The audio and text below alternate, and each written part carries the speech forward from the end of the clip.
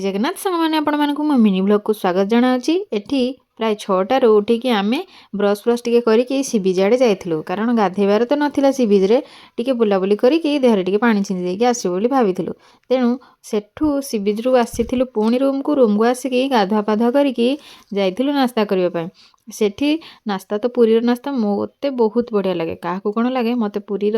माने से बरा घुगुनी आउ चटनीटा बहुत बढ़िया लगे सेठू खाई आम पुणी सी बीच को जाइलु आउ किछि समय सेठी बसिला परे प्राय घंटे 1.5 घंटा बसिला परे आम भोग जो फेणी किणा होता ठाकुर भोग ताकू गोटे गोटे खाई बाहरला बेलू क्रिशु बाली रू टोटाली छाड़ुनी कारण से खेली बाली रे खेलिबा ही तार मजी जाइछि काली पोरठू सी बीच को आसिला माने जेते थर आम सी बीच को आसु से बाली रे खाली गड़ुछि एपट एपट गड़ुछि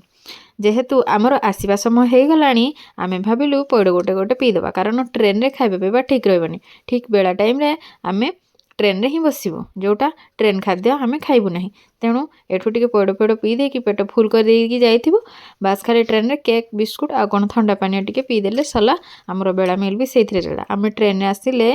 माने बाहर जिंस अवॉइड टिके करिथाओ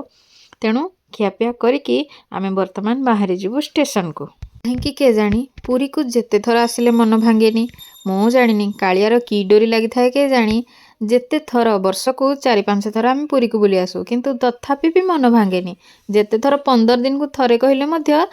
कालियार डोरी लगिले आम आसिकी पहुँची जीवु कहीं के जानी मन टोटाली भांगेनी कौन अच्छी के जानी से कालिया पाखरे